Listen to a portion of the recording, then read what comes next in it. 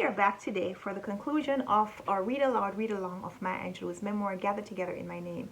We've been reading together chapters of this book, and if you're new to the series, if this is your first time watching one of these videos, go look in the description box down below. You will see links to the playlists where you can see me read earlier chapters of this book as well as her first memoir. We are now up to chapter 31, which is the conclusion of this book, like I said, and I'm so happy that you're here for this. I've been looking forward to seeing how this book wraps up. I have not read ahead without you, so we're going to experience chapter 31 together. If you have a copy of the book, read along with me. If not, you can just listen to me read. Chapter 31 begins on page 212 in this edition, and it goes like this.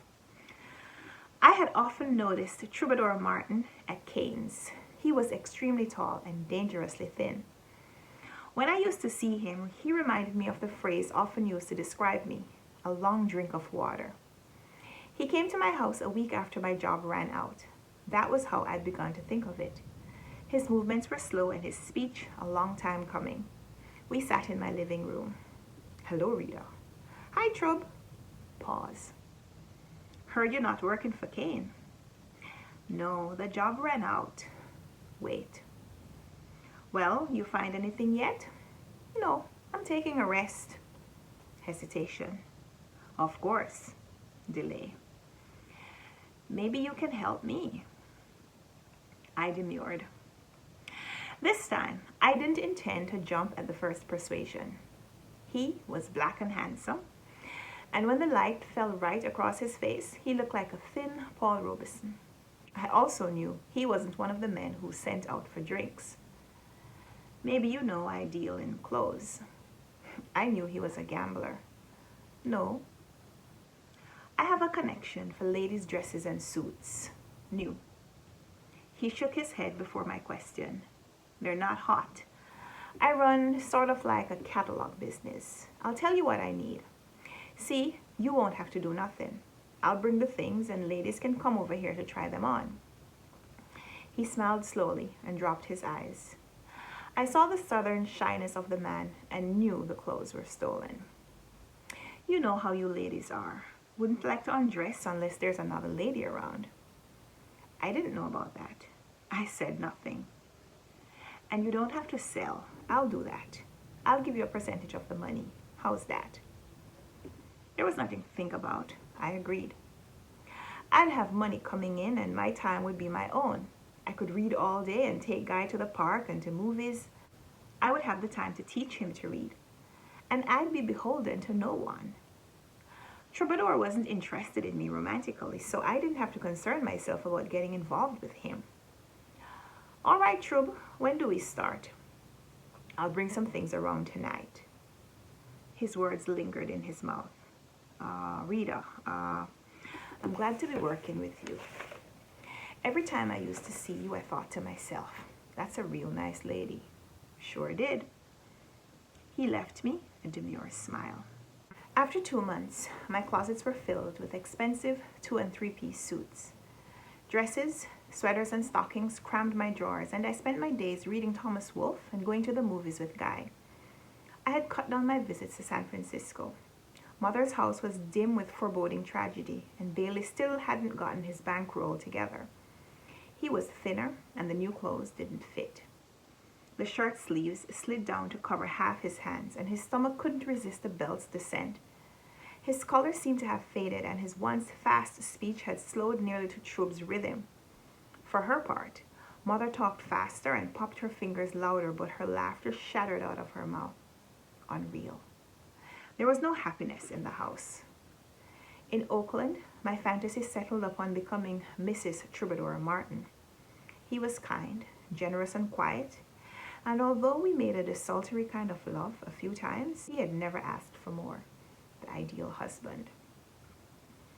Trub was definitely strung out on heavy narcotics. Even when I smoked grass, he would take only 1 or 2 drags and let me have the rest. I had waited to see when he would try to introduce me to heroin and hadn't been quite sure how I'd respond. Order him out of my house or consider that he made enough money to be able to keep us both high for life? 1 hit of heroin wouldn't make me an addict. And maybe if I shot it once, he'd know I didn't disapprove and our relationship would be closer. Since he never answered my direct questions about heroin, I schemed to bring about a confrontation. Troubadour, I think you'll have to find someone else. Why, Rita? Even shock didn't scurry across his face. I think you're keeping something from me. Or have an old lady and I'm beginning to fall for you. It wasn't difficult to make myself cry. All I had to do was think about losing my soft perch, or my brother, or my mother, or old LD, or the old long-lost Curly.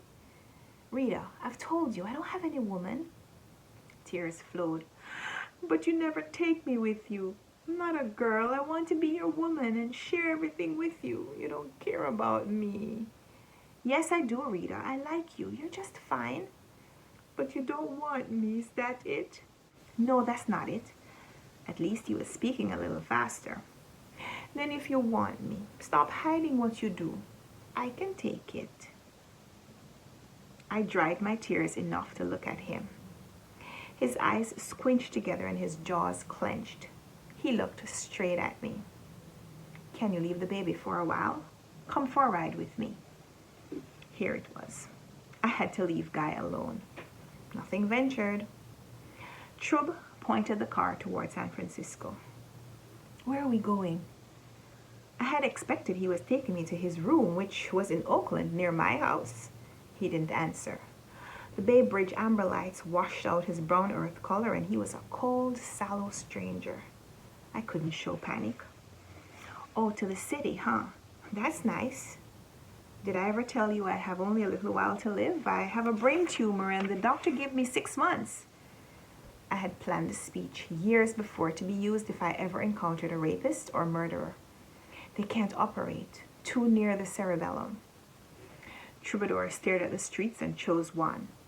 I was dismayed to see that we were on the waterfront. My God, he was a freak of some kind, and this was going to be the last few minutes of my life. I still couldn't scream. He stopped the car on the wharf. Come on, Rita.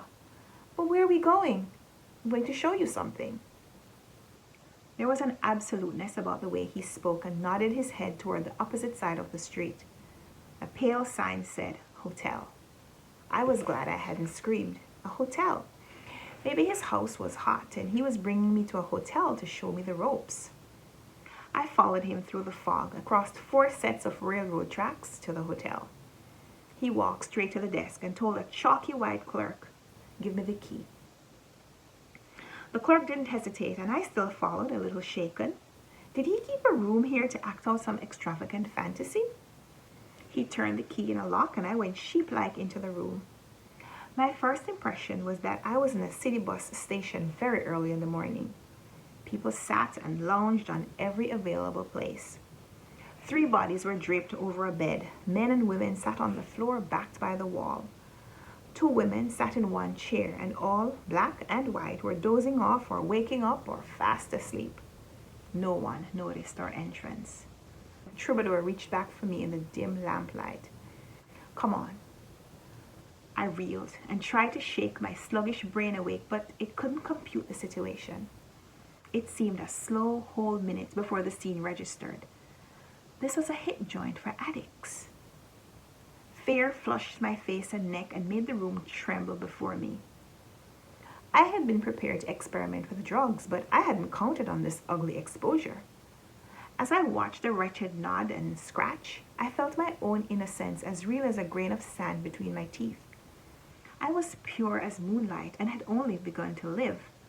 My escapades were the fumblings of youth, and to be forgiven as such. I twisted for the door behind me and tried to snatch my hand away, but Trub held on. Come on, I want you to see something.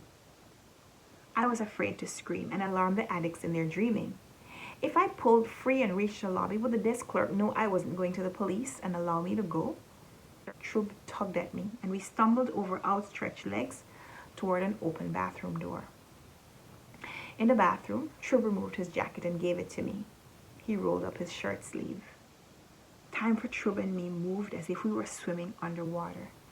He took a tablespoon from the sink and a small square of paper from his pocket. The senses of sound, taste, and touch had disappeared, but I had never seen so clearly or smelled so acutely. The powder was dusted into the spoon and he dribbled a little water over it. He held 3 matches under the belly of the spoon while the mixture simmered. The sweet smell went into my nose and unlocked my tongue. Don't do it, Trobe. Please don't. Shut up and watch me. He tied his arm above the elbow with his tie and tightened it with his teeth. Then he took a syringe from the grimy face bowl and filled it with the hot, clear liquid. High-standing keloid scars ran down his inner arm, and the black flesh was purple and yellow in a place with fresh sores. He pushed the needle into a scar and wiggled it around, then took it out and tried another. Please, Trub, shut up and watch this. The needle pricked one of the soft scabs and rich yellow pus flowed out and down his arm to the wrist. My tears, which had been terror-frozen, thawed at the sight of the man who had been so nice to me, jabbing and picking in his own flesh, oblivious to the pain and the ugliness. The needle found its place, and blood, mixed with a few drops of heroin, had snaked across his upheld arm. He loosened the tie with his teeth, and as if I had X-ray vision, I watched the narcotic reach his brain. His face muscles slackened, and he leaned heavily against the wall. Now, you want some? Slow lips, slow question. No. You sure? I can cook up for you. His head lolled, but he kept his eyes on me. I'm sure. I don't want it. Then I want you to promise me you won't use mess. That's why they call it mess. It is. You're a nice lady, Rita. I don't want to see you change. Promise me you'll stay like I found you. Nice. I promise.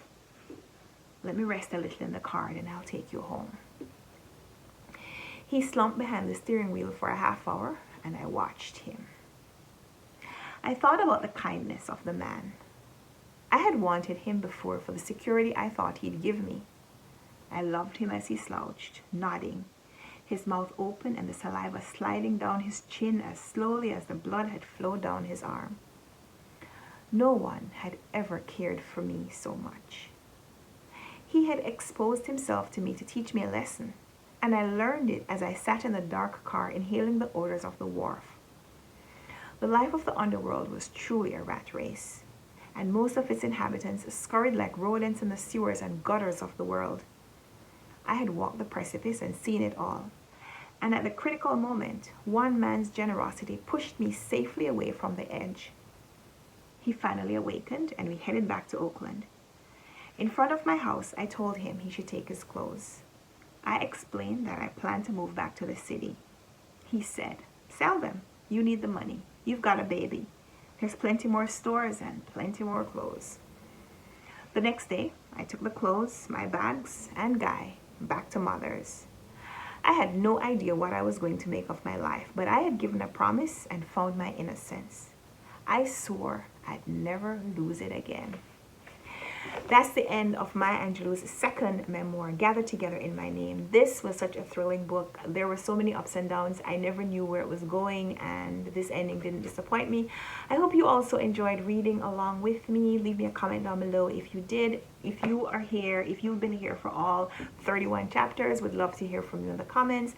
Give me a thumbs up if you like this video. Subscribe if you want to see more. Let me know if you want me to continue reading her memoirs and if you'll be back for book 3. So thank you so much for watching. Thank you for being here. And until next time, happy reading. Bye.